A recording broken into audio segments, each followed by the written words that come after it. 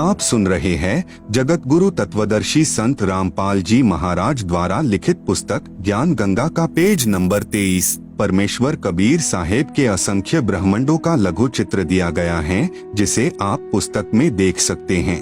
आप सुन रहे हैं जगत गुरु तत्वदर्शी संत रामपाल जी महाराज द्वारा लिखित पुस्तक ज्ञान गंगा का पेज नंबर 24। जैसे गृह मंत्रालय के दस्तावेजों पर हस्ताक्षर करेंगे तो अपने को गृह मंत्री लिखेंगे, वहाँ उसी व्यक्ति के हस्ताक्षर की शक्ति कम होती है।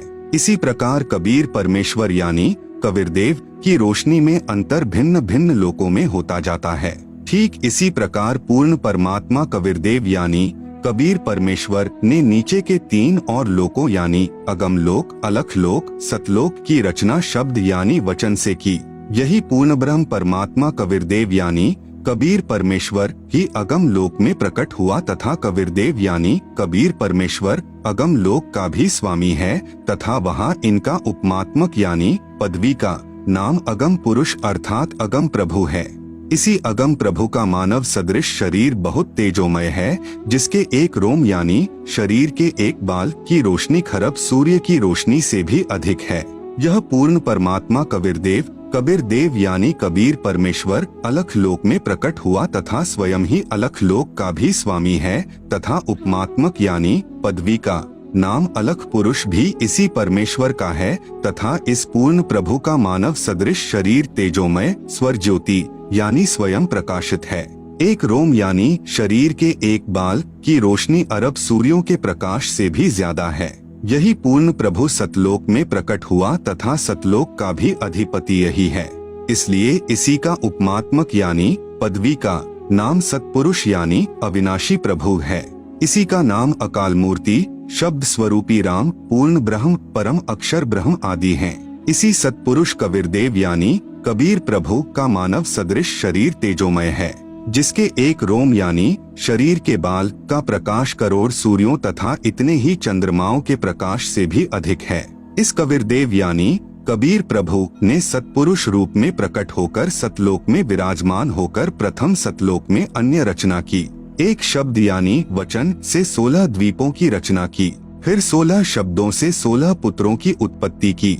एक मानसरोवर की रचना की जिसमें अमृत भरा। 16 पुत्रों के नाम हैं नंबर 1 कूर्म, नंबर 2 ज्ञानी, नंबर 3 विवेक, नंबर 4 तेज, नंबर 5 सहज, नंबर 6 संतोष, नंबर 7 सुरती, नंबर 8 आनंद, नंबर 9 क्षमा, नंबर 10 निष्काम, नंबर 11 जलरंगी, नंबर 12 अचिंत, नंबर 13 प्रेम, नंबर 14 दयाल, नंबर 15 धैर्य, नंबर 16 योग संतायन अर्थात योग जी। सतपुरुष कबीरदेव ने अपने पुत्र अचिंत को सत्यलोक की अन्य रचना का भार सौंपा तथा शक्ति प्रदान की। अचिंत ने अक्षर पुरुष यानी परब्रह्म की शब्द से उत्पत्ति की तथा कहा कि मेरी मदद करना।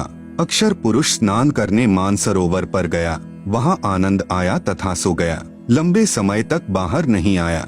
आप सुन रहे हैं जगत गुरु तत्वदर्शी संत रामपाल जी महाराज द्वारा लिखित पुस्तक ज्ञान गंगा का पेज नंबर 25। तब अचिंत की प्रार्थना पर अक्षर पुरुष को नींद से जगाने के लिए कबीरदेव यानी कबीर परमेश्वर ने उसी मानसरोवर से कुछ अमृत जल लेकर एक अंडा बनाया तथा उस अंडे में एक आत्मा प्रवेश की तथा अंडे को मानसरोवर के अमृत जल में छोड़ा। अंडे की गड़गड़ाहट से अक्षर पुरुष की निंद्रा भंग हुई। उसने अंडे को क्रोध से देखा, जिस कारण से अंडे के 2 भाग हो गए। उसमें से ज्योति निरंजन यानी क्षर पुरुष निकला, जो आगे चलकर काल कहलाया। इसका वास्तविक नाम कैल है। तब सतपुरुष यानी कबीरदेव ने आकाशवाणी की कि आप दोनों बाहर आओ तथा अचिंत के द्वीप में रहो। आज्ञा पाकर अक्षर पुरुष तथा अक्षर पुरुष यानी कैल दोनों अचिंत के द्वीप में रहने लगे। बच्चों की नालायकी उन्हीं को दिखाई कि कहीं फिर प्रभुता की तरफ न बन जाए, क्योंकि समर्थ बिन कार्य सफल नहीं होता। फिर पूर्ण धनी कबीरदेव ने सर्व रचना स्वयं की। अपनी शब्द शक्ति से एक राजेश्वरी यानी राष्ट्रीय शक्ति उत्पन्न की, जिससे सर्व ब्रह्मांडों को स्थापित किया। इसी को पराशक्ति परानंदनी भी कहते हैं। पूर्ण ब्रह्म ने सर्व आत्माओं को अपने ही अंदर से अपनी वचन शक्ति से अपने मानव शरीर सदृश उत्पन्न किया। प्रत्येक हंस आत्मा का परमात्मा जैसा ही शरीर रचा, जिसका तेज 16 सूर्यों जैसा मानव सदृश ही है। परंतु परमेश्वर के शरीर के एक रोमकूप का प्रकाश करोड़ों सूर्यों से भी ज्यादा है। बहुत समय उपरांत क्षर पुरुष यानी ज्योति निरंजन ने सोचा कि हम तीनों यानी अचिंत, अक्षर पुरुष, क्षर पुरुष एक द्वीप में रह रहे हैं तथा अन्य एक द्वीप में रह रहे हैं। मैं भी साधना करके अलग द्वीप प्राप्त करूंगा। उसने ऐसा विचार करके एक पैर पर खड़ा होकर 70 युग तक तप किया। आत्माएं काल के जाल में कैसे फंसी, विशेष जब ब्रह्म यानी ज्योति निरंजन तप कर रहा था। हम सभी आत्माएं जो आज ज्योति निरंजन के 21 ब्रह्मांडों में रहते हैं, इसकी साधना पर आसक्त हो गए तथा हृदय से इसे चाहने लगे। अपने सुखदायी प्रभु सत्य पुरुष से विमुख हो गए, जिस कारण से पतिव्रता पद से गिर गए। पूर्ण प्रभु के बार बार सावधान करने पर भी हमारी आसक्ति क्षर पुरुष से नहीं हटी। यही प्रभाव आज भी काल सृष्टि में विद्यमान है। जैसे नौजवान बच्चे फिल्म स्टारों यानी अभिनेताओं तथा अभिनेत्रियों की बनावटी अदाओं तथा अपने रोजगार उद्देश्य से कर रहे भूमिका पर अति आसक्त हो जाते हैं, रोकने से नहीं रुकते। यदि कोई अभिनेता या अभिनेत्री निकटवर्ती शहर में आ जाए तो देखें, उन नादान बच्चों की भीड़ केवल दर्शन करने के लिए बहुसंख्या में एकत्रित हो जाती है। लेना एक न देने दो, रोजी रोटी अभिनेता कमा रहे हैं, नौजवान बच्चे लुट रहे हैं। माता पिता कितना ही समझाएं किंतु बच्चे नहीं मानते। कहीं न कहीं, कभी न कभी लुक छिप कर जाते ही रहते हैं। पूर्ण ब्रह्म कबीरदेव यानी कबीर प्रभु ने क्षर पुरुष से पूछा कि बोलो क्या चाहते हो। उसने कहा कि पिताजी, यह स्थान मेरे लिए कम है, मुझे अलग से द्वीप प्रदान करने की कृपा करें। हक्का कबीर यानी सत कबीर ने उसे 21 ब्रह्मांड प्रदान कर दिए। कुछ समय उपरांत ज्योति निरंजन ने सोचा इसमें कुछ रचना करनी चाहिए। खाली ब्रह्मांड यानी लाट किस काम के, यह विचार कर 70 युग तप करके पूर्ण परमात्मा कबीरदेव यानी कबीर प्रभु से रचना सामग्री की याचना की। सतपुरुष ने उसे 3 गुण तथा 5 तत्व प्रदान कर दिए, जिससे ब्रह्म यानी ज्योति निरंजन ने अपने ब्रह्मांडों में कुछ रचना की। आप सुन रहे हैं जगत गुरु तत्वदर्शी संत रामपाल जी महाराज द्वारा लिखित पुस्तक ज्ञान गंगा का पेज नंबर 26। फिर सोचा कि इसमें जीव भी होने चाहिए, अकेले का दिल नहीं लगता। यह विचार करके 64 युग तक फिर तप किया। पूर्ण परमात्मा कबीर देव के पूछने पर बताया कि मुझे कुछ आत्मा दे दो, मेरा अकेले का दिल नहीं लग रहा। तब सत्पुरुष कबीर अग्नि यानी कबीर परमेश्वर ने कहा कि ब्रह्म, तेरे तप के प्रतिफल में मैं तुझे और ब्रह्मांड दे सकता हूँ, परंतु मेरी आत्माओं को किसी भी जप तप साधना के फल रूप में नहीं दे सकता। हाँ, यदि कोई स्वेच्छा से तेरे साथ जाना चाहे तो वह जा सकता है। युवा कबीर यानी समर्थ कबीर के वचन सुनकर ज्योति निरंजन हमारे पास आया। हम सभी हंस आत्मा पहले से ही उस पर आसक्त थे। हम उसे चारों तरफ से घेर कर खड़े हो गए। ज्योति निरंजन ने कहा कि मैंने पिताजी से अलग 21 ब्रह्मांड प्राप्त किए हैं, वहाँ नाना प्रकार के रमणीय स्थल बनाए हैं, क्या आप मेरे साथ चलोगे? हम सभी हंसों ने जो आज 21 ब्रह्मांडों में परेशान हैं, कहा कि हम तैयार हैं, यदि पिताजी आज्ञा दें। तब क्षर पुरुष पूर्ण ब्रह्म महान कबीर यानी समर्थ कबीर प्रभु के पास गया तथा सर्व वार्ता कही। तब कबीर अग्नि यानी कबीर परमेश्वर ने कहा कि मेरे सामने स्वीकृति देने वाले को आज्ञा दूंगा। क्षर पुरुष तथा परम अक्षर पुरुष यानी कबीर मितौजा यानी कबीर अमित औजा यानी जिसकी शक्ति का कोई वार नहीं, वह कबीर, दोनों हम सभी हंसात्माओं के पास आए। सत कबीर देव ने कहा कि जो हंस आत्मा ब्रह्म के साथ जाना चाहता है, हाथ ऊपर करके स्वीकृति दे। अपने पिता के सामने किसी की हिम्मत नहीं हुई, किसी ने स्वीकृति नहीं दी। बहुत समय तक सन्नाटा छाया रहा। तत्पश्चात एक हंस आत्मा ने साहस किया तथा कहा कि पिताजी, मैं जाना चाहता हूँ। फिर तो उसकी देखा देखी जो आज काल यानी ब्रह्म के 21 ब्रह्मांडों में फंसी हैं, हम सभी आत्माओं ने स्वीकृति दे दी। परमेश्वर कबीर जी ने ज्योति निरंजन से कहा कि आप अपने स्थान पर जाओ। जिन्होंने तेरे साथ जाने की स्वीकृति दी है, मैं उन सर्वहंस आत्माओं को आपके पास भेज दूंगा। ज्योति निरंजन अपने 21 ब्रह्मांडों में चला गया। उस समय तक यह 21 ब्रह्मांड सतलोक में ही थे। तत्पश्चात पूर्ण ब्रह्म ने सर्वप्रथम स्वीकृति देने वाले हंस को लड़की का रूप दिया, परंतु स्त्री इंद्री नहीं रची तथा सर्व आत्माओं को जिन्होंने ज्योति निरंजन यानी ब्रह्म के साथ जाने की सहमति दी थी, उस लड़की के शरीर में प्रवेश कर दिया तथा उसका नाम आष्ट्रा यानी आदि माया प्रकृति देवी दुर्गा पड़ा तथा सत्य पुरुष ने कहा कि पुत्री मैंने तेरे को शब्द शक्ति प्रदान कर दी है, जितने जीव ब्रह्म कहे आप उत्पन्न कर देना। पूर्ण ब्रह्म कबीरदेव यानी कबीर साहेब अपने पुत्र सहज दास के द्वारा प्रकृति को क्षर पुरुष के पास भिजवा दिया। सहज दास जी ने ज्योति निरंजन को बताया कि पिताजी ने इस बहन के शरीर में उन सर्व आत्माओं को प्रवेश कर दिया है जिन्होंने आपके साथ जाने की सहमति व्यक्त की थी तथा इसको पिताजी ने वचन शक्ति प्रदान की है। आप जितने जीव चाहोगे प्रकृति अपने शब्द से उत्पन्न कर देगी। यह कहकर सहजदास वापस अपने द्वीप में आ गया। युवा होने के कारण लड़की का रंगरूप निखरा हुआ था। ब्रह्म के अंदर विषय वासना उत्पन्न हो गई तथा प्रकृति देवी के साथ अभद्र गतिविधि प्रारंभ की। आप सुन रहे हैं जगत गुरु तत्वदर्शी संत रामपाल जी महाराज द्वारा लिखित पुस्तक ज्ञान गंगा का पेज नंबर 27। तब दुर्गा ने कहा कि ज्योति निरंजन मेरे पास पिताजी की प्रदान की हुई शब्द शक्ति है। आप जितने प्राणी कहोगे मैं वचन से उत्पन्न कर दूंगी। आप मैथुन परंपरा शुरू मत करो। आप भी उसी पिता के शब्द से अंडे से उत्पन्न हुए हो तथा मैं भी उसी परमपिता के वचन से ही बाद में उत्पन्न हुई हूँ। आप मेरे बड़े भाई हो। बहन भाई का यह योग महापाप का कारण बनेगा। परंतु ज्योति निरंजन ने प्रकृति देवी की एक भी प्रार्थना नहीं सुनी तथा अपनी शब्द शक्ति द्वारा नाखूनों से स्त्री इंद्री यानी भग प्रकृति को लगा दी तथा बलात्कार करने की ठानी। उसी समय दुर्गा ने अपनी इज्जत रक्षा के लिए कोई और चारा न देख सूक्ष्म रूप बनाया तथा ज्योति निरंजन के खुले मुख के द्वारा पेट में प्रवेश करके पूर्ण ब्रह्म कबीरदेव से अपनी रक्षा के लिए याचना की। उसी समय कबीरदेव यानी कबीरदेव अपने पुत्र योग संतायन अर्थात जोगजीत का रूप बनाकर वहां प्रकट हुए तथा कन्या को ब्रह्म के उदर से बाहर निकाला तथा कहा कि ज्योति निरंजन आज से तेरा नाम काल होगा। तेरे जन्म मृत्यु होते रहेंगे, इसीलिए तेरा नाम क्षर पुरुष होगा तथा 1 लाख मानव शरीरधारी प्राणियों को प्रतिदिन खाया करेगा व 1.25 लाख उत्पन्न किया करेगा। आप दोनों को 21 ब्रह्मांड सहित निष्कासित किया जाता है। इतना कहते ही 21 ब्रह्मांड विमान की तरह चल पड़े। सहज दास के द्वीप के पास से होते हुए सतलोक से 16 शंख कोस यानी 1 कोस लगभग 3 किलोमीटर का होता है की दूरी पर आकर रुक गए। विशेष विवरण अब तक 3 शक्तियों का विवरण आया है। नंबर 1 पूर्ण ब्रह्म जिसे अन्य उपमात्मक नामों से भी जाना जाता है जैसे सतपुरुष अकाल पुरुष शब्द स्वरूपी राम परम अक्षर ब्रह्म पुरुष आदि। यह पूर्ण ब्रह्म असंख्य ब्रह्मांडों का स्वामी है तथा वास्तव में अविनाशी है। नंबर 2 परब्रह्म जिसे अक्षर पुरुष भी कहा जाता है।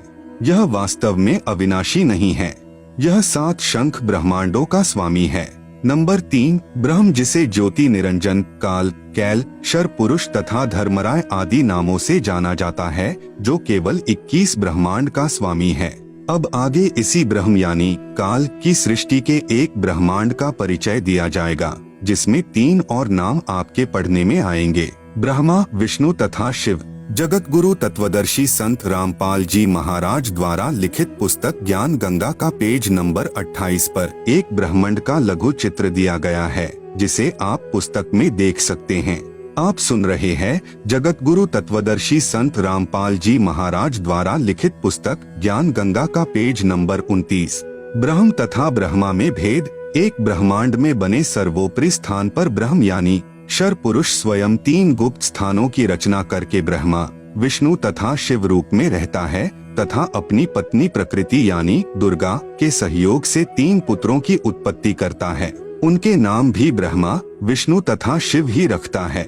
जो ब्रह्म का पुत्र ब्रह्मा है वह एक ब्रह्मांड में केवल 3 लोकों यानी पृथ्वी लोक स्वर्ग लोक तथा पाताल लोक में एक रजोगुण विभाग का मंत्री यानी स्वामी है।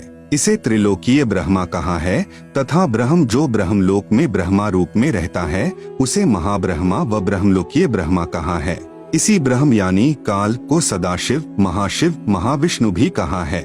श्री विष्णु पुराण में प्रमाण चतुर्थ अंश अध्याय 1 पृष्ठ 230-231 पर श्री ब्रह्मा जी ने कहा, जिस अजन्मा सर्वमय विधाता परमेश्वर का आदि मध्य अंत स्वरूप स्वभाव और सार हम नहीं जान पाते। श्लोक 83। जो मेरा रूप धारण कर संसार की रचना करता है, स्थिति के समय जो पुरुष रूप है तथा जो रुद्र रूप से विश्व का ग्रास कर जाता है, अनंत रूप से संपूर्ण जगत को धारण करता है। श्लोक 86। श्री ब्रह्मा जी, श्री विष्णु जी व श्री शिव जी की उत्पत्ति काल यानी ब्रह्म ने प्रकृति यानी दुर्गा से कहा कि अब मेरा कौन क्या बिगाड़ेगा, मनमानी करूंगा। प्रकृति ने फिर प्रार्थना की कि आप कुछ शर्म करो, प्रथम तो आप मेरे बड़े भाई हो, क्योंकि उसी पूर्ण परमात्मा यानी कबीरदेव की वचन शक्ति से आपकी यानी ब्रह्म की अंडे से उत्पत्ति हुई तथा बाद में मेरी उत्पत्ति उसी परमेश्वर के वचन से हुई है।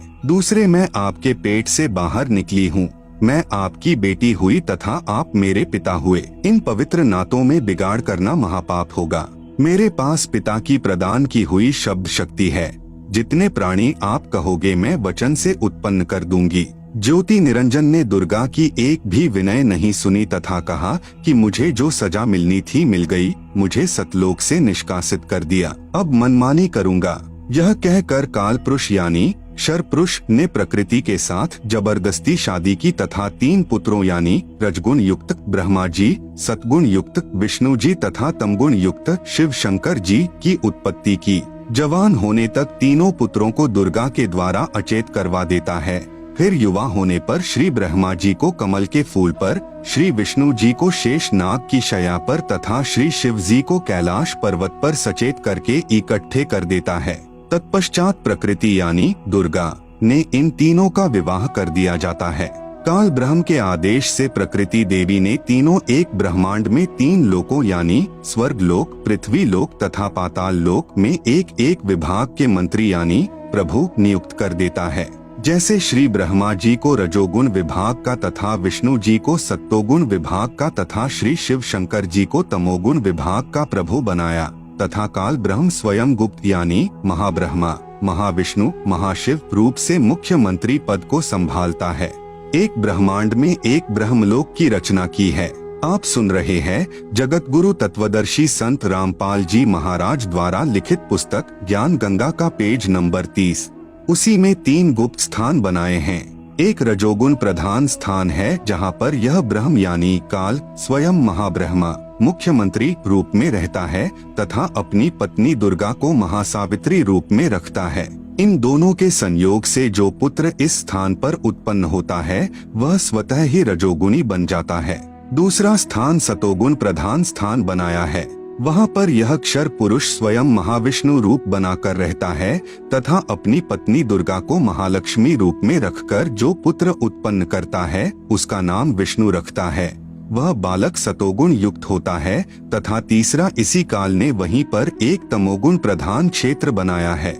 उसमें यह स्वयं सदाशिव रूप बनाकर रहता है तथा अपनी पत्नी दुर्गा को महापार्वती रूप में रखता है। इन दोनों के पति पत्नी व्यवहार से जो पुत्र उत्पन्न होता है उसका नाम शिव रख देते हैं तथा तमोगुण युक्त कर देते हैं। प्रमाण के लिए देखें पवित्र श्री शिव महापुराण विधवेश्वर संहिता पृष्ठ 24-26 जिसमें ब्रह्मा, विष्णु, रुद्र तथा महेश्वर से अन्य सदाशिव है तथा रुद्र संहिता अध्याय 6 तथा 7, 9 पृष्ठ नंबर 100 से 105 तथा 110 पर अनुवाद करता श्री हनुमान प्रसाद पोद्दार गीता प्रेस गोरखपुर से प्रकाशित तथा पवित्र श्रीमद् देवी महापुराण तीसरा स्कंद अध्याय 1 से 5 पृष्ठ नंबर 114 से 123 तक गीता प्रेस गोरखपुर से प्रकाशित। अनुवादक श्री हनुमान प्रसाद पोद्दार चिमन लाल गोस्वामी। फिर इन्हीं को धोखे में रखकर अपने खाने के लिए जीवों की उत्पत्ति श्री ब्रह्मा जी द्वारा तथा स्थिति एक दूसरे को मोह ममता में रखकर काल जाल में रखना श्री विष्णु जी से तथा सहार, क्योंकि काल पुरुष को शापवश 1 लाख मानव शरीर धारी प्राणियों के सूक्ष्म शरीर से मैल निकाल कर खाना होता है। उसके लिए 21वें ब्रह्मांड में एक तप्त शिला है जो स्वतः गर्म रहती है। उस पर गर्म करके मैल पिघला कर खाता है। जीव मरते नहीं परंतु कष्ट असहनीय होता है। फिर प्राणियों को कर्म आधार पर अन्य शरीर प्रदान करता है। श्री शिव जी द्वारा करवाता है। जैसे किसी मकान में 3 कमरे बने हों, एक कमरे में अश्लील चित्र लगे हों, उस कमरे में जाते ही मन में वैसे ही मलिन विचार उत्पन्न हो जाते हैं। दूसरे कमरे में साधु संतों भक्तों के चित्र लगे हों तो मन में अच्छे विचार प्रभु का चिंतन ही बना रहता है। तीसरे कमरे में देश भक्तों व शहीदों के चित्र लगे हों तो मन में वैसे ही जोशीले विचार उत्पन्न हो जाते हैं।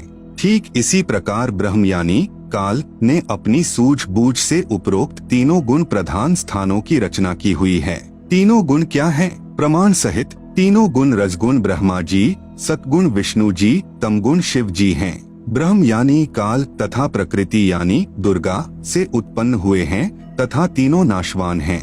प्रमाण गीता प्रेस गोरखपुर से प्रकाशित श्री शिव महापुराण जिसके संपादक हैं श्री हनुमान प्रसाद पोद्दार, पृष्ठ संख्या 24 से 26 विधवेश्वर संहिता तथा पृष्ठ 110 अध्याय 9 रुद्र संहिता। इस प्रकार ब्रह्मा विष्णु तथा शिव तीनों देवताओं में गुण हैं, परंतु शिव यानी ब्रह्म काल गुणातीत कहा गया है। आप सुन रहे हैं जगत गुरु तत्वदर्शी संत रामपाल जी महाराज द्वारा लिखित पुस्तक ज्ञान गंगा का पेज नंबर 31। दूसरा प्रमाण गीता प्रेस गोरखपुर से प्रकाशित श्रीमद् देवी भागवत पुराण जिसके संपादक हैं श्री हनुमान प्रसाद पोद्दार चिमन लाल गोस्वामी। तीसरा स्कंद अध्याय 5 पृष्ठ 123। भगवान विष्णु ने दुर्गा की स्तुति की, कहा कि मैं यानी विष्णु ब्रह्मा तथा शंकर तुम्हारी कृपा से विद्यमान हैं। हमारा तो आविर्भाव यानी जन्म तथा तिरोभाव यानी मृत्यु होती है। हम नित्य यानी अविनाशी नहीं हैं। तुम ही नित्य हो, जगत जननी हो, प्रकृति और सनातनी देवी हो। भगवान शंकर ने कहा, यदि भगवान ब्रह्मा तथा भगवान विष्णु तुम ही से उत्पन्न हुए हैं तो उनके बाद उत्पन्न होने वाला मैं तमोगुणी लीला करने वाला शंकर क्या तुम्हारी संतान नहीं हुआ? अर्थात मुझे भी उत्पन्न करने वाली तुम ही हो। इस संसार की सृष्टि स्थिति संहार में तुम्हारे गुण सदा सर्वदा हैं। इन्हीं तीनों गुणों से उत्पन्न हम ब्रह्मा विष्णु तथा शंकर नियमानुसार कार्य में तत्पर रहते हैं। उपरोक्त यह विवरण केवल हिंदी में अनुवादित श्री देवी महापुराण से है, जिसमें कुछ तथ्यों को छुपाया गया है। इसलिए यही प्रमाण देखें श्रीमद्देवी भागवत महापुराण सभाष्टिकम संहात्यम, खेमराज श्री कृष्णदास प्रकाशन मुंबई। इसमें संस्कृत सहित हिंदी अनुवाद किया है।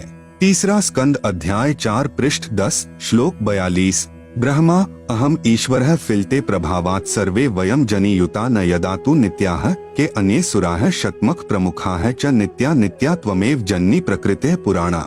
हिंदी अनुवाद हे मात ब्रह्मा मैं तथा शिव तुम्हारे ही प्रभाव से जन्मवान हैं, नित्य नहीं हैं, अर्थात हम अविनाशी नहीं हैं।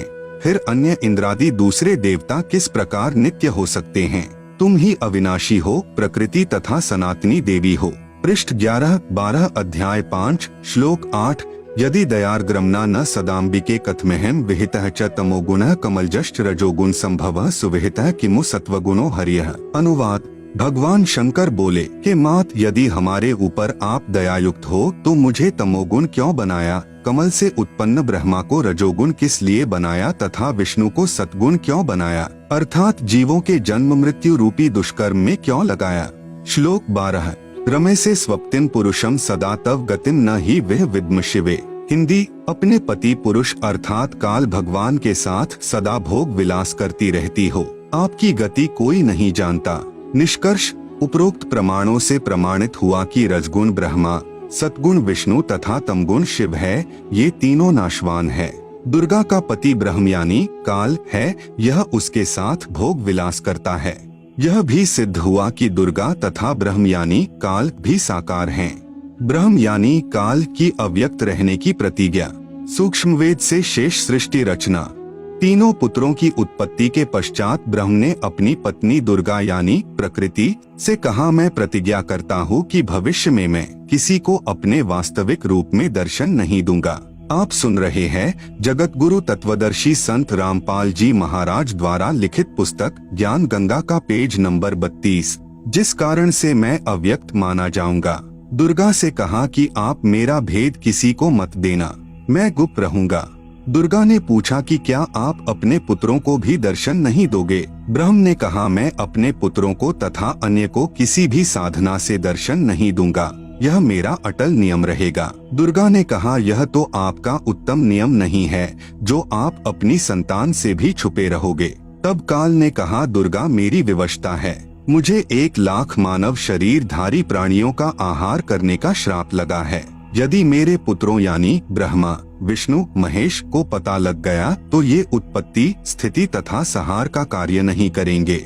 इसलिए यह मेरा अनुत्तम नियम सदा रहेगा। जब ये तीनों कुछ बड़े हो जाएं, तो इन्हें अचेत कर देना, मेरे विषय में नहीं बताना, नहीं तो मैं तुझे भी दंड दूंगा। दुर्गा इस डर के मारे वास्तविकता नहीं बताती। प्रमाण, इसीलिए गीता अध्याय 7 श्लोक 24 में कहा है कि यह बुद्धिहीन जन समुदाय मेरे अनुत्तम नियम से अपरिचित हैं कि मैं कभी भी किसी के सामने प्रकट नहीं होता, अपनी योग माया से छुपा रहता हूँ। इसलिए मुझ अव्यक्त को मनुष्य रूप में आया हुआ अर्थात कृष्ण मानते हैं। अबुद्धयः यानी बुद्धिहीन, मम यानी मेरे, अनुत्तमम यानी अनुत्तम अर्थात घटिया, अव्ययम यानी अविनाशी, परम भावम यानी विशेष भाव को, अजानन्तः यानी न जानते हुए, माम अव्यक्तम यानी मुझ अव्यक्त को, व्यक्तिम यानी मनुष्य रूप में, आपन्नम यानी आया, मन्यन्ते यानी मानते हैं अर्थात मैं कृष्ण नहीं हूँ। गीता अध्याय 7 श्लोक 24, गीता अध्याय 11 श्लोक 47 तथा 48 में कहा है कि यह मेरा वास्तविक काल रूप है। इसके दर्शन अर्थात ब्रह्म प्राप्ति न वेदों में वर्णित विधि से, न जप से, न तप से तथा न किसी क्रिया से हो सकती है।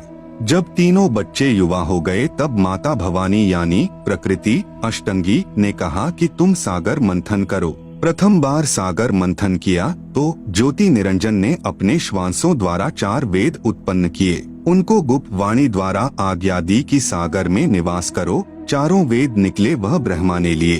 वस्तु लेकर तीनों बच्चे माता के पास आए तब माता ने कहा कि 4 वेदों को ब्रह्मा रखे व पढ़े। नोट, वास्तव में पूर्ण ब्रह्म ने ब्रह्म अर्थात काल को 5 वेद प्रदान किए थे, लेकिन ब्रह्म ने केवल 4 वेदों को प्रकट किया। 5वां वेद छुपा दिया जो पूर्ण परमात्मा ने स्वयं प्रकट होकर कबीरगिरभी अर्थात कबीरवाणी यानी कबीर वाणी द्वारा लोकोक्तियों व दोहों के माध्यम से प्रकट किया है। दूसरी बार सागर मंथन किया तो 3 कन्याएं मिली। माता ने तीनों को बांट दिया। प्रकृति यानी दुर्गा ने अपने ही अन्य 3 रूप यानी सावित्री, लक्ष्मी तथा पार्वती धारण किए तथा समुद्र में छुपा दी। सागर मंथन के समय बाहर आ गई। वही प्रकृति 3 रूप हुई तथा भगवान ब्रह्मा को सावित्री, भगवान विष्णु को लक्ष्मी, भगवान शंकर को पार्वती पत्नी रूप में दी। तीनों ने भोग विलास किया। सुर तथा असुर दोनों पैदा हुए। आप सुन रहे हैं जगत गुरु तत्वदर्शी संत रामपाल जी महाराज द्वारा लिखित पुस्तक ज्ञान गंगा का पेज नंबर 33। जब तीसरी बार सागर मंथन किया तो 14 रत्न ब्रह्मा को तथा अमृत विष्णु को व देवताओं को, मद यानी शराब असुरों को तथा विष परमार्थ शिव ने अपने कंठ में ठहराया। यह तो बहुत बाद की बात है। जब ब्रह्मा वेद पढ़ने लगा तो पता चला कि कोई सर्व ब्रह्मांडों की रचना करने वाला कुल का मालिक पुरुष यानी प्रभु और है। तब ब्रह्मा जी ने विष्णु जी व शंकर जी को बताया कि वेदों में वर्णन है कि सृजनहार कोई और प्रभु है, परंतु वेद कहते हैं कि भेद हम भी नहीं जानते। उसके लिए संकेत है कि किसी तत्वदर्शी संत से पूछो। तब ब्रह्मा माता के पास आया और सब वृतांत कह सुनाया। माता कहा करती थी कि मेरे अतिरिक्त और कोई नहीं है, मैं ही करता हूँ, मैं ही सर्वशक्तिमान हूँ। परंतु ब्रह्मा ने कहा कि वेद ईश्वर कृत हैं, यह झूठ नहीं हो सकते। दुर्गा ने कहा कि तेरा पिता तुझे दर्शन नहीं देगा, उसने प्रतिज्ञा की हुई है। तब ब्रह्मा ने कहा, माता जी अब आपकी बात पर अविश्वास हो गया है, मैं उस पुरुष यानी प्रभु का पता लगाकर ही रहूंगा। दुर्गा ने कहा कि यदि वह तुझे दर्शन नहीं देगा तो तुम क्या करोगे? ब्रह्मा ने कहा कि मैं आपको शक्ल नहीं दिखाऊंगा। दूसरी तरफ ज्योति निरंजन ने कसम खाई है कि मैं अव्यक्त रहूंगा, किसी को दर्शन नहीं दूंगा, अर्थात 21 ब्रह्मांड में कभी भी अपने वास्तविक काल रूप में आकार में नहीं आऊंगा। गीता अध्याय नंबर 7 का श्लोक नंबर 24। अव्यक्तम व्यक्तिम आपन्नम मन्यन्ते माम अबुद्धयः परम भावम अजानन्तः मम अव्ययम अनुत्तमम। अनुवाद, अबुद्धयः यानी बुद्धिहीन लोग, मम यानी मेरे, अनुत्तमम यानी अश्रेष्ठ, अव्ययम यानी अटल, परम यानी परम, भावम यानी भाव को, अजानन्तः यानी न जानते हुए, अव्यक्तम यानी अदृश्यमान, माम यानी मुझे, काल को, व्यक्तिम यानी नर रूप आकार में, कृष्ण आपन्नम यानी प्राप्त हुआ, मन्यन्ते यानी मानते हैं। गीता अध्याय नंबर 7 का श्लोक नंबर 25। न अहम प्रकाशः सर्वस्य योगमाया स्मावृतः मूढ़ः अयम न अभिजानाति लोकः माम अजम अव्ययम। अनुवाद: अहम यानी मैं, योगमाया स्मावृतः यानी योगमाया से छिपा हुआ, सर्वस्य यानी सबके, प्रकाशः यानी प्रत्यक्ष, न यानी नहीं होता अर्थात अदृश्य अर्थात अव्यक्त रहता हूँ इसलिए, अजम यानी जन्म न लेने वाले, अव्ययम यानी अविनाशी अटल भाव को, अयम यानी यह, मूढ़ः यानी अज्ञानी, लोकः यानी जन समुदाय संसार, माम यानी मुझे, न यानी नहीं, अभिजानाति यानी जानता अर्थात मुझको कृष्ण समझता है, क्योंकि ब्रह्म अपनी शब्द शक्ति से अपने नाना रूप बना लेता है। यह दुर्गा का पति है, इसलिए इस मंत्र में कह रहा है कि मैं श्री कृष्ण आदि की तरह दुर्गा से जन्म नहीं लेता।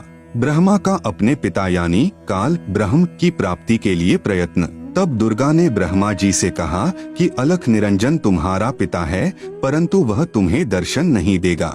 ब्रह्मा ने कहा कि मैं दर्शन करके ही लौटूंगा। माता ने पूछा कि यदि तुझे दर्शन नहीं हुए तो क्या करेगा? ब्रह्मा ने कहा मैं प्रतिज्ञा करता हूँ, यदि पिता के दर्शन नहीं हुए तो मैं आपके समक्ष नहीं आऊंगा। आप सुन रहे हैं जगत गुरु तत्वदर्शी संत रामपाल जी महाराज द्वारा लिखित पुस्तक ज्ञान गंगा का पेज नंबर 34। यह कहकर ब्रह्मा जी व्याकुल होकर उत्तर दिशा की तरफ चल दिया, जहाँ अंधेरा ही अंधेरा है। वह ब्रह्मा ने 4 युग तक ध्यान लगाया परंतु कुछ भी प्राप्ति नहीं हुई। काल ने आकाशवाणी की कि जीव उत्पत्ति क्यों नहीं की। भवानी ने कहा कि आपका ज्येष्ठ पुत्र ब्रह्मा जिद करके आपकी तलाश में गया है। ब्रह्मा के बिना जीव उत्पत्ति का सब कार्य असंभव है। ब्रह्म यानी काल ने कहा उसे वापस बुला लो, मैं उसे दर्शन नहीं दूंगा। तब दुर्गा यानी प्रकृति ने अपनी शब्द शक्ति से गायत्री नाम की लड़की उत्पन्न की तथा उसे ब्रह्मा को लौटा लाने को कहा। गायत्री ब्रह्मा जी के पास गई परंतु ब्रह्मा जी समाधि लगाए हुए थे, उन्हें कोई आभास ही नहीं था कि कोई आया है। तब आदि कुमारी यानी प्रकृति ने गायत्री को ध्यान द्वारा बताया कि इसके चरण स्पर्श कर। तब गायत्री ने ऐसा ही किया।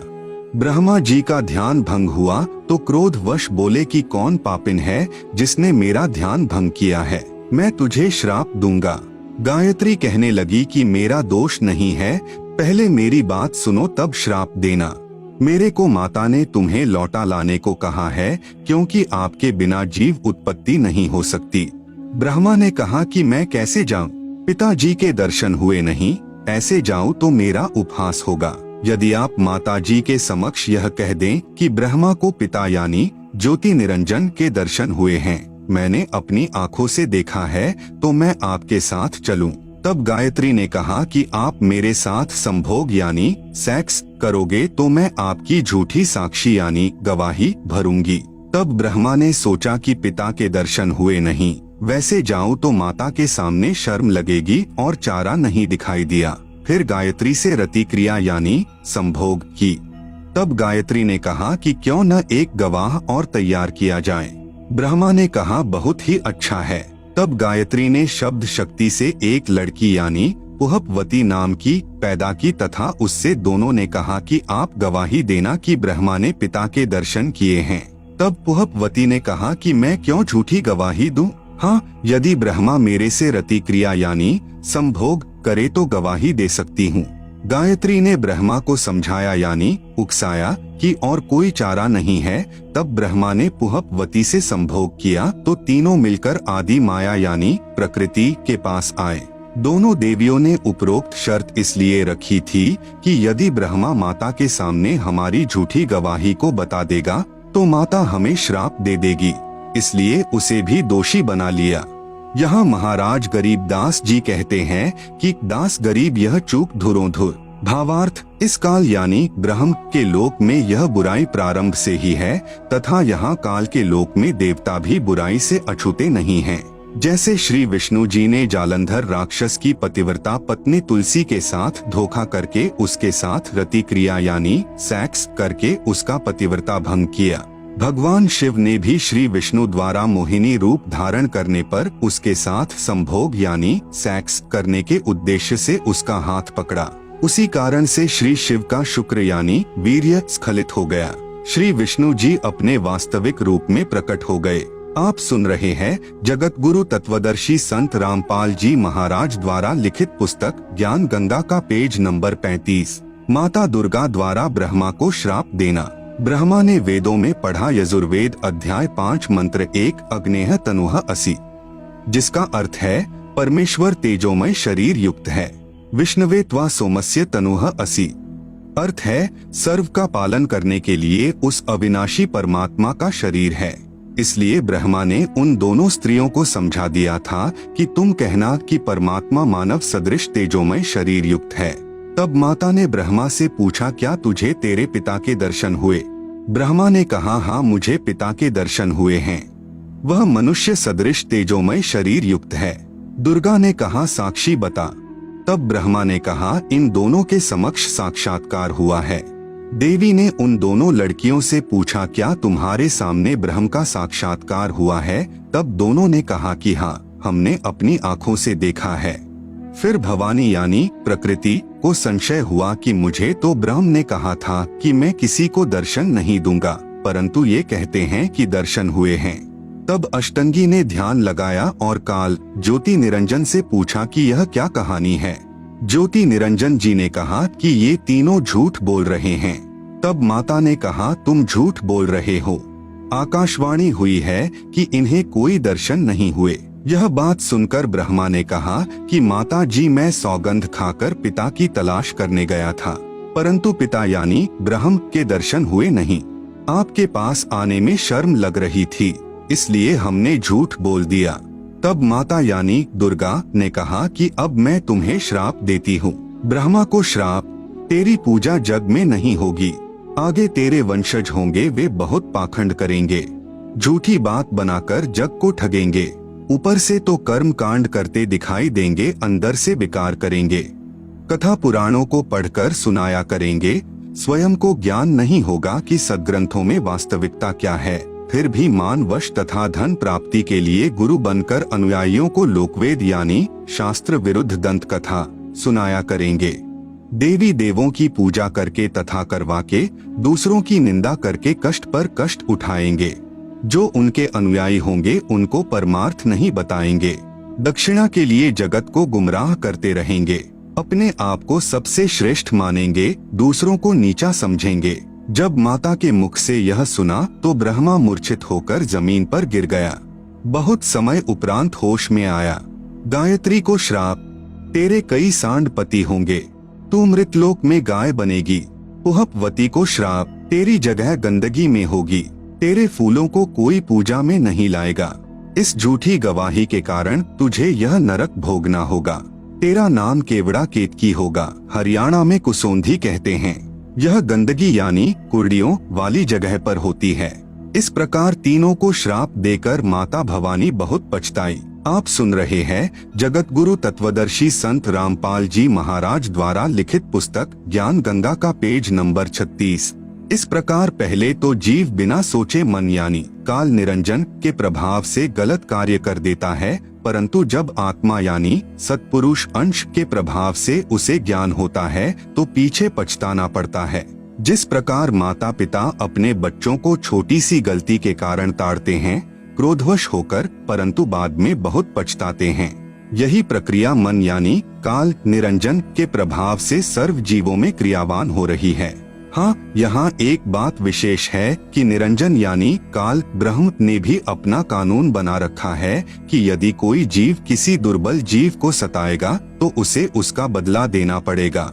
जब आदि भवानी यानी प्रकृति अष्टंगी ने ब्रह्मा गायत्री व पुहपवती को श्राप दिया तो अलख निरंजन यानी ब्रह्म काल ने कहा कि हे भवानी यानी प्रकृति अष्टंगी, यह आपने अच्छा नहीं किया। अब मैं यानी निरंजन आपको श्राप देता हूँ कि द्वापर युग में तेरे भी 5 पति होंगे।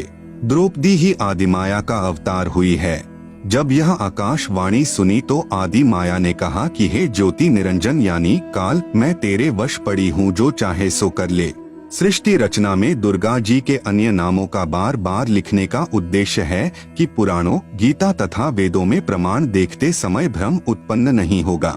जैसे गीता अध्याय 14 श्लोक 3-4 में काल ब्रह्म ने कहा है कि प्रकृति तो गर्भ धारण करने वाली सब जीवों की माता है, मैं उसके गर्भ में बीज स्थापित करने वाला पिता हूँ। श्लोक 4 में कहा है कि प्रकृति से उत्पन्न तीनों गुण जीवात्मा को कर्मों के बंधन में बांधते हैं।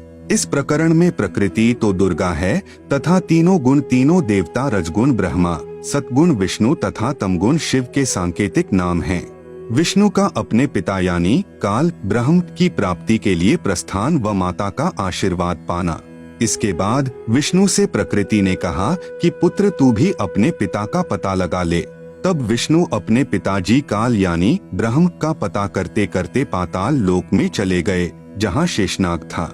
उसने विष्णु को अपनी सीमा में प्रविष्ट होते देखकर क्रोधित होकर जहर भरा फुंकारा मारा। उसके विष के प्रभाव से विष्णु जी का रंग सांवला हो गया, जैसे स्प्रे पेंट हो जाता है। तब विष्णु ने चाहा कि इस नाग को मजा चखाना चाहिए। तब ज्योति निरंजन यानी काल ने देखा कि अब विष्णु को शांत करना चाहिए। तब आकाशवाणी हुई कि विष्णु, अब तू अपनी माता जी के पास जा और सत्य सत्य सारा विवरण बता देना तथा जो कष्ट आपको शेषनाग से हुआ है, इसका प्रतिशोध द्वापर युग में लेना। द्वापर युग में आप यानी विष्णु तो कृष्ण अवतार धारण करोगे और कालीदह में कालिंद्री नामक नाग शेषनाग का अवतार होगा। ऊंच होई के नीच सतावे, ताकर ओएल यानी बदला, मोही सो पावे, जो जीव देई पीर पुनि काहू, हम पुनि ओएल दिवावे ताहू। तब विष्णु जी माता जी के पास आए तथा सत्य सत्य कह दिया कि मुझे पिता के दर्शन नहीं हुए। आप सुन रहे हैं जगत गुरु तत्वदर्शी संत रामपाल जी महाराज द्वारा लिखित पुस्तक ज्ञान गंगा का पेज नंबर 37। इस बात से माता यानी प्रकृति बहुत प्रसन्न हुई और कहा कि पुत्र तू सत्यवादी है। अब मैं अपनी शक्ति से तेरे पिता से मिलाती हूँ तथा तेरे मन का संशय खत्म करती हूँ। कबीर देख पुत्र तो ही पिता भीटाऊ, तोरे मन का धोखा मिटाऊ, मन स्वरूप करता कह जानो, मनते दूजा और न मानो। स्वर्ग पाताल दौर मन केरा, मन अस्थिर मन अह अनेरा, निरंकार मन ही को कहिए, मन की आस निश दिन रहिए।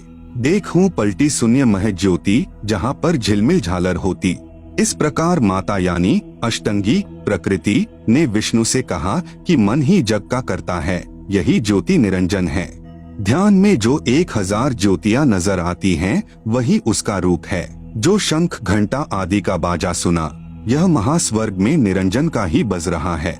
तब माता यानी अष्टंगी प्रकृति ने कहा कि हे पुत्र, तुम सब देवों के सरताज हो और तेरी हर कामना व कार्य मैं पूर्ण करूंगी। तेरी पूजा सर्व जग में होगी। आपने मुझे सच सच बताया है। काल के 21 ब्रह्मांडों के प्राणियों की विशेष आदत है कि अपनी व्यर्थ महिमा बनाता है। जैसे दुर्गा जी श्री विष्णु जी को कह रही है कि तेरी पूजा जग में होगी, मैंने तुझे तेरे पिता के दर्शन करा दिए। दुर्गा ने केवल प्रकाश दिखाकर श्री विष्णु जी को बहका दिया। श्री विष्णु जी भी प्रभु की यही स्थिति अपने अनुयायियों को समझाने लगे कि परमात्मा का केवल प्रकाश दिखाई देता है, परमात्मा निराकार है। इसके बाद आदि भवानी रुद्र यानी महेश जी के पास गई तथा कहा कि महेश तू भी कर ले अपने पिता की खोज। तेरे दोनों भाइयों को तो तुम्हारे पिता के दर्शन नहीं हुए, उनको जो देना था वह प्रदान कर दिया है, अब आप मांगो जो मांगना है। तब महेश ने कहा कि हे जननी, मेरे दोनों बड़े भाइयों को पिता के दर्शन नहीं हुए, फिर प्रयत्न करना व्यर्थ है। कृपा मुझे ऐसा वर दो कि मैं अमर यानी मृत्युंजय हो जाऊं। तब माता ने कहा कि यह मैं नहीं कर सकती, हाँ युक्ति बता सकती हूँ जिससे तेरी आयु सबसे लंबी बनी रहेगी। विधि योग समाधि है, इसलिए महादेव जी ज्यादातर समाधि में ही रहते हैं। इस प्रकार माता यानी अष्टंगी प्रकृति ने तीनों पुत्रों को विभाग बांट दिए।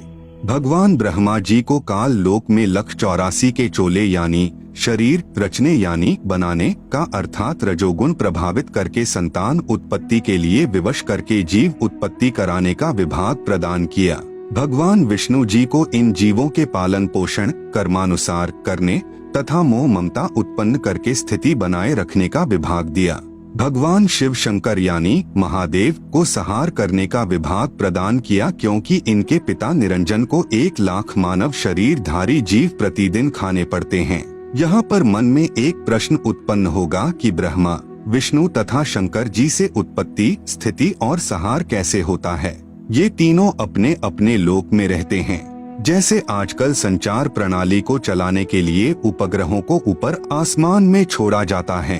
आप सुन रहे हैं जगत गुरु तत्वदर्शी संत रामपाल जी महाराज द्वारा लिखित पुस्तक ज्ञान गंगा का पेज नंबर 38, और वे नीचे पृथ्वी पर संचार प्रणाली को चलाते हैं। ठीक इसी प्रकार ये तीनों देव जहाँ भी रहते हैं, इनके शरीर से निकलने वाले सूक्ष्म गुण की तरंगे तीनों लोकों में अपने आप हर प्राणी पर प्रभाव बनाए रहती है। उपरोक्त विवरण एक ब्रह्मांड में ब्रह्म यानी काल की रचना का है। ऐसे ऐसे क्षर पुरुष यानी काल के 21 ब्रह्मांड हैं, परंतु क्षर पुरुष यानी काल स्वयं व्यक्त अर्थात वास्तविक शरीर रूप में सबके सामने नहीं आता।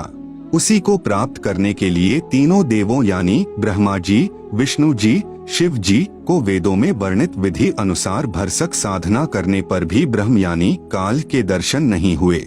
बाद में ऋषियों ने वेदों को पढ़ा।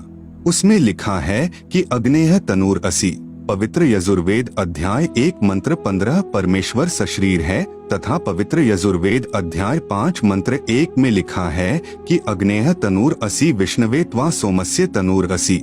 इस मंत्र में 2 बार वेद गवाही दे रहा है कि सर्वव्यापक सर्वपालन करता सत्पुरुष सशरीर है। पवित्र यजुर्वेद अध्याय 40 मंत्र 8 में कहा है कि कविर मनीषी यानी जिस परमेश्वर की सर्व प्राणियों को चाह है वह कबीर अर्थात कबीर है।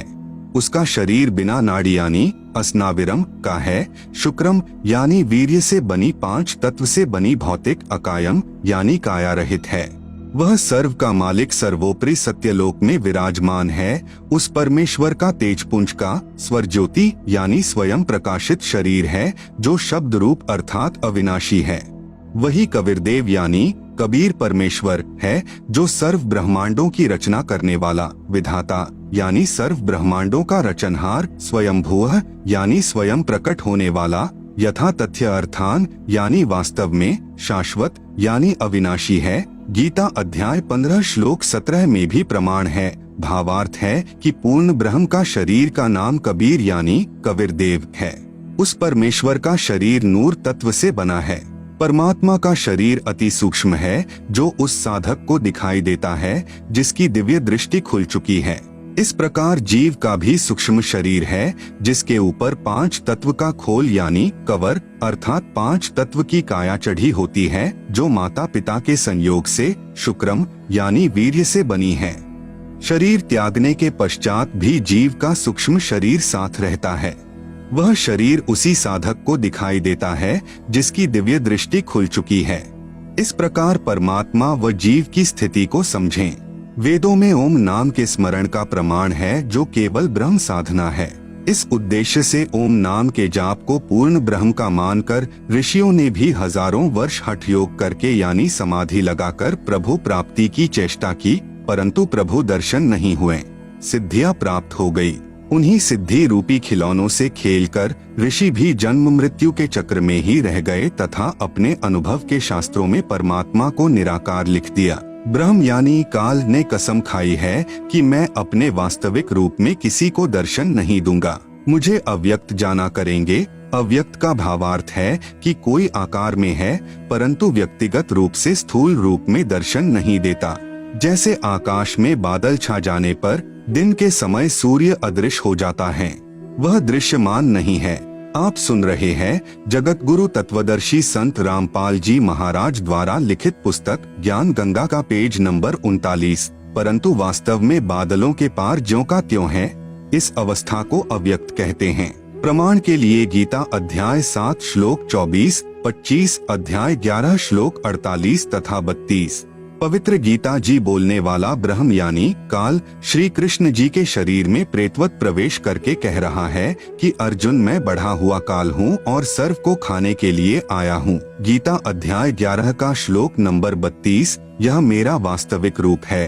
इसको तेरे अतिरिक्त न तो कोई पहले देख सका तथा न कोई आगे देख सकता है, अर्थात वेदों में वर्णित यज्ञ, जप, तप तथा ओम नाम आदि की विधि से मेरे इस वास्तविक स्वरूप के दर्शन नहीं हो सकते। गीता अध्याय 11 श्लोक नंबर 48। मैं कृष्ण नहीं हूँ।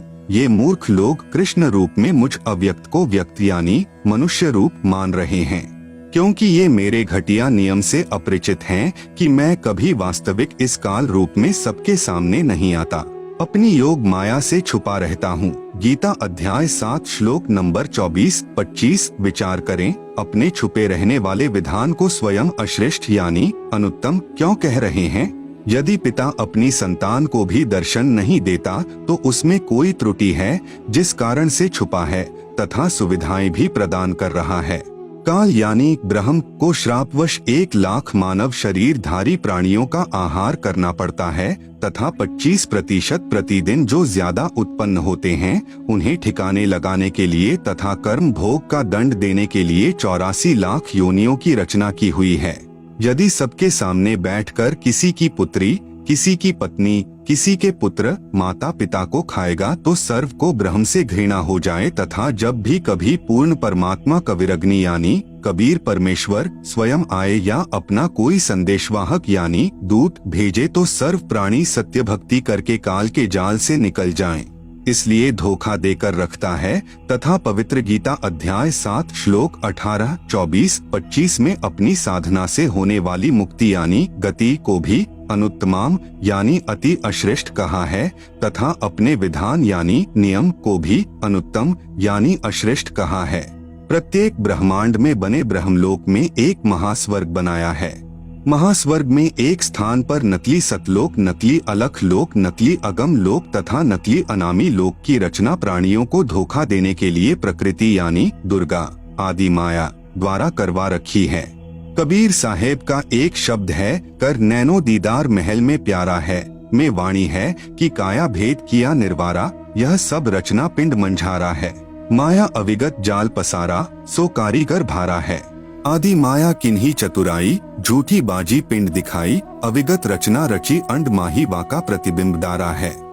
एक ब्रह्मांड में अन्य लोकों की भी रचना है, जैसे श्री ब्रह्मा जी का लोक, श्री विष्णु जी का लोक, श्री शिव जी का लोक, जहाँ पर बैठकर तीनों प्रभु नीचे के 3 लोकों यानी स्वर्गलोक अर्थात इंद्र का लोक, पृथ्वी लोक तथा पाताल लोक पर एक एक विभाग के मालिक बनकर प्रभुता करते हैं।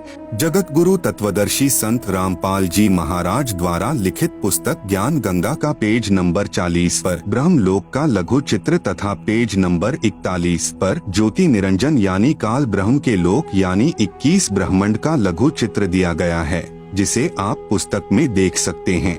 आप सुन रहे हैं जगत गुरु तत्वदर्शी संत रामपाल जी महाराज द्वारा लिखित पुस्तक ज्ञान गंगा का पेज नंबर 42 तथा अपने पिता काल के खाने के लिए प्राणियों की उत्पत्ति, स्थिति तथा संहार का कार्यभार संभालते हैं। तीनों प्रभुओं की भी जन्म व मृत्यु होती है, तब काल इन्हें भी खाता है। इसी ब्रह्मांड, इसे अंड भी कहते हैं क्योंकि ब्रह्मांड की बनावट अंडाकार है। इसे पिंड भी कहते हैं क्योंकि शरीर यानी पिंड में एक ब्रह्मांड की रचना कमलों में टीवी की तरह देखी जाती है। में एक मानसरोवर तथा धर्मराय यानी न्यायाधीश का भी लोक है तथा एक गुप्त स्थान पर पूर्ण परमात्मा अन्य रूप धारण करके रहता है, जैसे प्रत्येक देश का राजदूत भवन होता है। वहाँ पर कोई नहीं जा सकता। वहाँ पर वे आत्माएं रहती हैं जिनकी सत्यलोक की भक्ति अधूरी रहती है। जब भक्ति युग आता है तो उस समय परमेश्वर कबीर जी अपना प्रतिनिधि पूर्ण संत सतगुरु भेजते हैं। इन पुण्य आत्माओं को पृथ्वी पर उस समय मानव शरीर प्राप्त होता है तथा ये शीघ्र ही सत भक्ति पर लग जाते हैं तथा सतगुरु से दीक्षा प्राप्त करके पूर्ण मोक्ष प्राप्त कर जाते हैं। उस स्थान पर रहने वाले हंस आत्माओं की निजी भक्ति कमाई खर्च नहीं होती। परमात्मा के भंडार से सर्व सुविधाएं उपलब्ध होती हैं।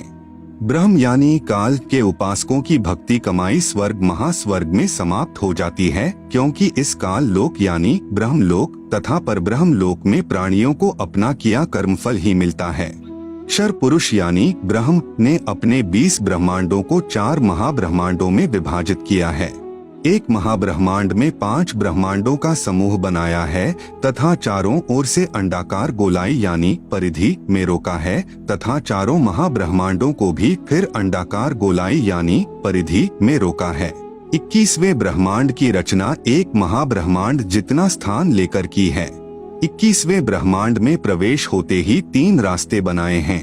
21वें ब्रह्मांड में भी बाईं तरफ नकली सतलोक, नकली अलख लोक, नकली अगम लोक, नकली अनामी लोक की रचना प्राणियों को धोखे में रखने के लिए आदि माया यानी दुर्गा से करवाई है तथा दाईं तरफ 12 सर्वश्रेष्ठ ब्रह्म साधकों यानी भक्तों को रखता है।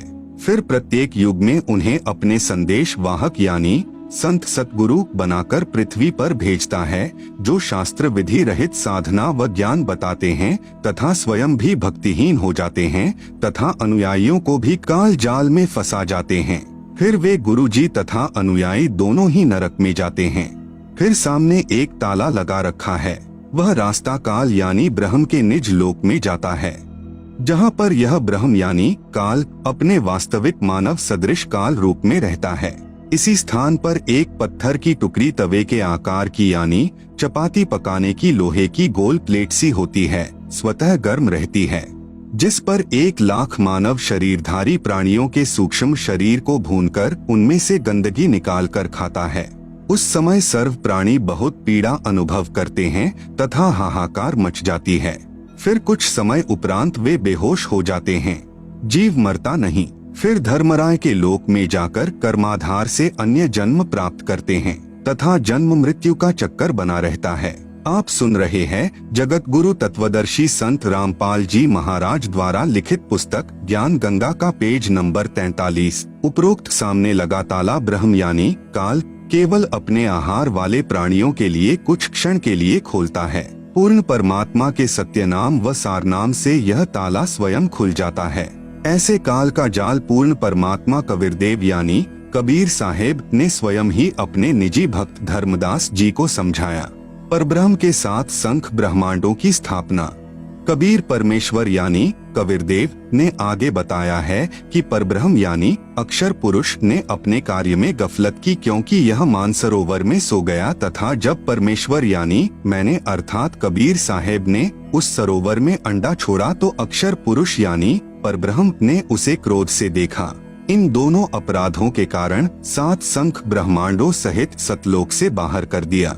अन्य कारण अक्षर पुरुष यानी परब्रह्म अपने साथी ब्रह्म यानी क्षर पुरुष की विदाई में व्याकुल होकर परमपिता कबीरदेव यानी कबीर परमेश्वर की याद भूलकर उसी को याद करने लगा तथा सोचा कि क्षर पुरुष यानी ब्रह्म तो बहुत आनंद मना रहा होगा, वह स्वतंत्र राज्य करेगा, मैं पीछे रह गया। तथा अन्य कुछ आत्माएं जो परब्रह्म के साथ 7 संख ब्रह्मांडों में जन्म मृत्यु का कर्मदंड भोग रही हैं, उन हंस आत्माओं की विदाई की याद में खो गई जो ब्रह्म यानी काल के साथ 21 ब्रह्मांडों में फंसी हैं तथा पूर्ण परमात्मा सुखदायी कबीरदेव की याद भुला दी। परमेश्वर कबीरदेव के बार बार समझाने पर भी आस्था कम नहीं हुई।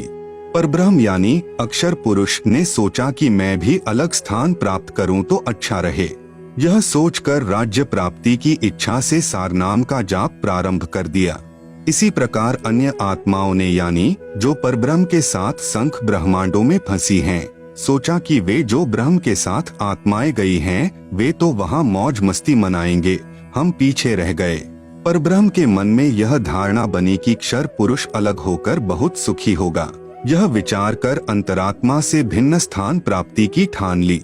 परब्रह्म यानी अक्षर पुरुष ने हठ योग नहीं किया, परंतु केवल अलग राज्य प्राप्ति के लिए सहज ध्यान योग विशेष कसक के साथ करता रहा। अलग स्थान प्राप्त करने के लिए पागलों की तरह विचरने लगा, खाना पीना भी त्याग दिया। अन्य कुछ आत्माएं जो पहले काल ब्रह्म के साथ गई आत्माओं के प्रेम में व्याकुल थी, वे अक्षर पुरुष के वैराग्य पर आसक्त होकर उसे चाहने लगी। पूर्ण प्रभु के पूछने पर परब्रह्म ने अलग स्थान मांगा तथा कुछ हंसात्माओं के लिए भी याचना की। तब कबीरदेव ने कहा कि जो आत्मा आपके साथ स्वेच्छा से जाना चाहें उन्हें भेज देता हूँ। पूर्ण प्रभु ने पूछा कि कौन हंस आत्मा परब्रह्म के साथ जाना चाहता है, सहमति व्यक्त करे। बहुत समय उपरांत एक हंस ने स्वीकृति दी। फिर देखा देखी उन सर्व आत्माओं ने भी सहमति व्यक्त कर दी। सर्वप्रथम स्वीकृति देने वाले हंस को स्त्री रूप बनाया, उसका नाम ईश्वरी माया यानी प्रकृति सुरती रखा तथा अन्य आत्माओं को उस ईश्वरी माया में प्रवेश करके अचिंत द्वारा अक्षर पुरुष यानी परब्रह्म के पास भेजा।